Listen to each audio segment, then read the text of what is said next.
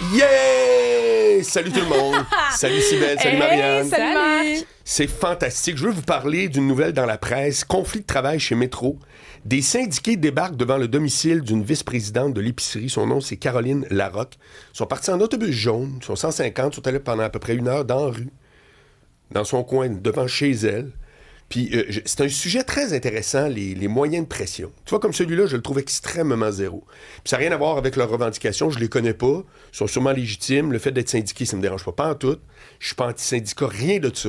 Mais il reste que des fois, tu peux quand même te questionner à savoir, est-ce que ça a un impact? Est-ce que ça peut aider? Est-ce que ça peut nuire?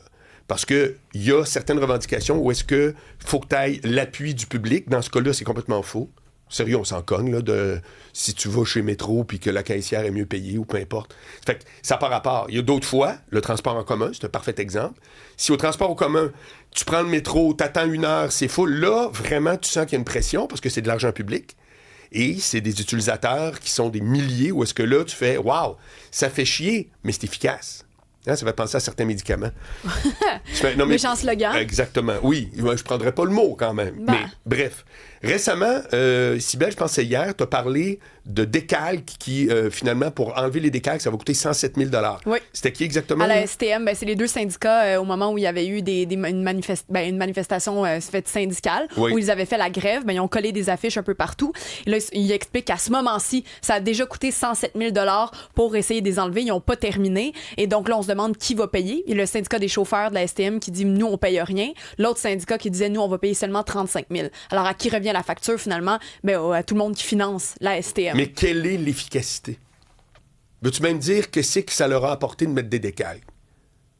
C'est zéro. Ouais, tu as dit ça hier aussi, mais à un moment donné, moi, je pense, par exemple, aux ambulanciers, aux policiers, que quand ils n'ont pas d'autres moyens de pression, ils vont mettre des pantalons cargo, par exemple, parce qu'à un moment donné, on veut tous pas arrêter de... Ouais. Ils veulent pas ou ils peuvent pas, je sais pas exactement, C'est un très bon arrêter point, mais ça change quoi? de chauffer. Ouais. Ben oui, je sais, mais c'est parce qu'il y a... Attention. Donc, toi, tu dirais qu'ils devraient rien faire ou carrément faire une grosse... Voilà, c'est ça mon point. Ouais, ils devraient carrément arrêter de...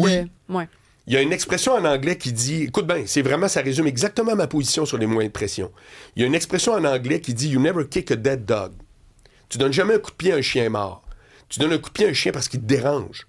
Sinon, s'il est mort, tu passes par... Tu comprends? C'est la même affaire. Moi, je suis conscient que des moyens de pression qui ont vraiment de l'efficacité, c'est qu'ils dérangent. Mais là, tu déranges la vice-présidente.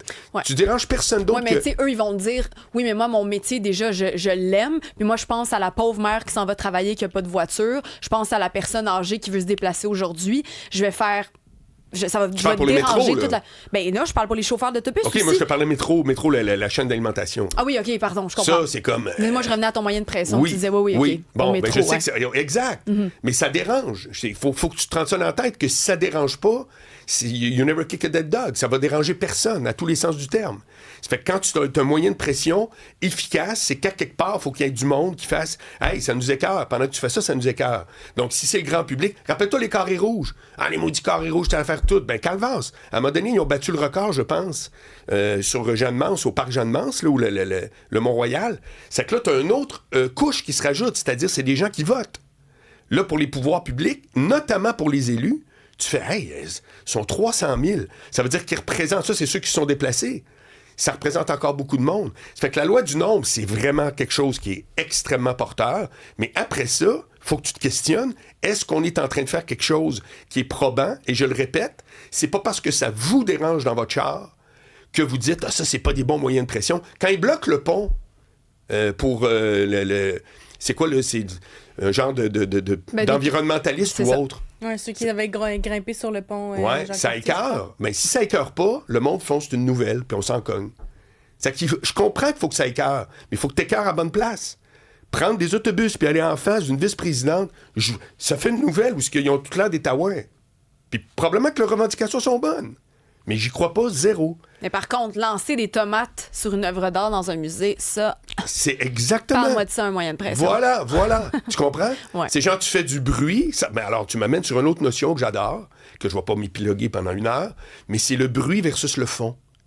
Puis, depuis l'avènement des médias sociaux, on pense que parce que ça fait du bruit, ça fait du fond.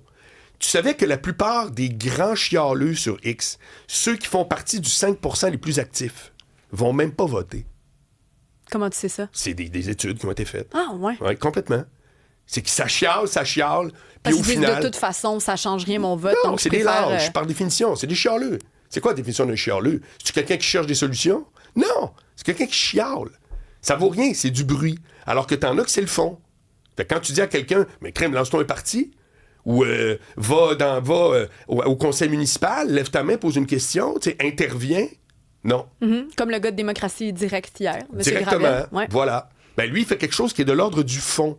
Ça veut pas dire que ça marche. Ça veut dire que ça se peut que ça marche. Et t'as toute la gang qui fait du bruit. C'est pas pareil.